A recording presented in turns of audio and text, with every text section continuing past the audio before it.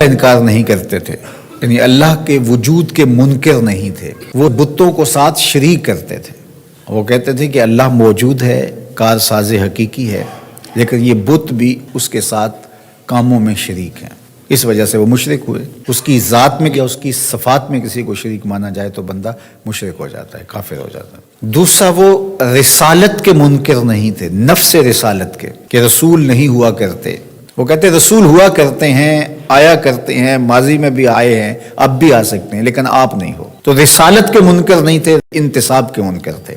اور تیسری بات، عقیدہ آخرت، اس کا وہ سرے سے انکار کرتے تھے۔ وہ کہتے تھے یہ تو ہو ہی نہیں سکتا کہ جب ہم مر جائیں، مٹی میں مل جائیں تو دوبارہ اٹھائے جائیں۔ تو وہ باس بعد الموت کا بالکل انکار کرتے تھے۔ وہ کہتے ہیں یہ تو بات سمجھ میں نہیں آتی، جب ہم مر جائیں گے، جب ہم مٹی میں مل جائیں گے، ہڈیاں ہماری رل جائیں گی، تو دوبارہ کیسے ہمیں زندہ کیا جائے گا؟ یہ کیسے ہو سکتا ہے؟ نضر بن حارث باقاعدہ کسی قبرستان سے پرانی بوسیدہ سی ہڈی اٹھا لایا اور آقا کریم علیہ السلام کے سامنے آ کے کھڑا ہو گیا، اور اس ہڈی کو توڑتا ہے اور اس کے ریزے زمین پہ گرتے ہیں، اور کہتا کیا ہے؟ من یحیی العظام، ان ہڈیوں کو کون زندگی دے گا؟ وہی رمیم، جب یہ اتنی خستہ ہو گئی، بربری سی ہیں کہ ہاتھ کا لمس بھی گوارا نہیں کرتی اور گر پڑتی ہیں، تو ان ہڈیوں کو دوبارہ زندگی ملے گی؟ اب اس کا جواب سنیے۔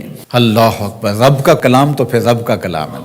کل، اے محبوب فرما دیجئے، یحییھا الذی انشأھا اول مرہ وہو بکل خلق علیم۔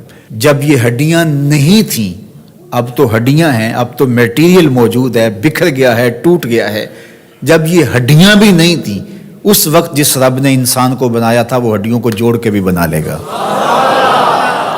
ذرا غور کیجئے، دلیل کی کاٹ دیکھیے، دلیل کا رنگ اور آہنگ دیکھیے۔ یہ تو کہتا ہے ان ٹوٹی ہوئی ہڈیوں کو کون جوڑے گا؟ کون ان کو دوبارہ زندگی دے گا؟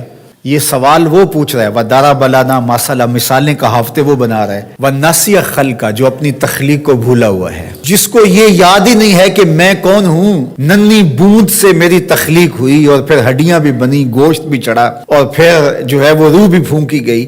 اگر یہ اپنی تخلیق پہ غور کرتا جو ہڈی اٹھا کے لایا ہے تو یہ سوال ہی نہ کر پاتا کہ یہ کہاں تھا اور یہ کیسے آیا۔ تو وہ ڈٹ کے انکار کرتے تھے عقیدہ آخرت کا۔ تو یہ شروع سے رہا ہے، لوگ عقیدہ آخرت کا انکار کرتے ہیں۔ آج بھی بہت سارے لوگ عقیدتاً آخرت کا انکار کرتے ہیں، عملاً اور رویتاً بہت سارے لوگ انکار کرتے ہیں۔ جو آخرت کو فراموش کر بیٹھتا ہے اور دنیا کو ہی سب کچھ سمجھتا ہے اور آخرت کی بالکل تیاری نہیں کرتا، وہ بھی آخرت کو فراموش کیے ہوئے ہے۔ اللہ اکبر۔ تو اللہ تعالیٰ جل شانہ نے اپنے پیغمبر کے ذریعے سے اس تیقن کو کس طرح لوگوں کے سامنے پیش کیا۔ جب ابراہیم علیہ السلام نے کہا رب ارنی کیف تحیی الموتیٰ، مالک میں دیکھنا چاہتا ہوں کہ تو مردوں کو زندہ کیسے کرتا ہے۔ قال اولم تؤمن، کہا کہ تجھے یقین نہیں؟ قال بلا، مالک کیوں نہیں؟ ولکن لیطمئن قلبی، لیکن میں چاہتا ہوں کہ دل میں اطمینان اور زیادہ پیدا ہو جائے، یقین کی اور پختگی نصیب ہو جائے۔ قال فخذ اربعۃ من الطیر، کہا 4 پرندے پکڑ لو، فصرہن الیک، اور ان کو اپنے ساتھ مانوس کر لو، پھر ان کو ذبح کرو، ٹکڑے کرو، گوشت بناؤ، قیمہ کرو، اور مکس کر کے مختلف پہاڑوں پہ ڈال دو۔ کہا اب ایک ایک کر کے جانور کو پکارتے جاؤ، یاتینک سعیا، آپ دیکھیں گے دوڑتے ہوئے تمہارے پاس آئیں گے۔ اب کسی کی ٹانگ کا قیمہ اس پہاڑ پہ ہے، کسی کی گردن کا قیمہ اس پہاڑ پہ ہے، کسی کے پروں کا قیمہ اس پہاڑ پہ ہے، کسی کے پیٹ کا قیمہ اس پہاڑ پہ ہے، لیکن جس جانور کو پکارا ادھر ادھر سے اس کے اجزاء نکلے، جڑے، اور وہ دوڑتے ہوئے جناب ابراہیم کی خدمت میں پہنچے۔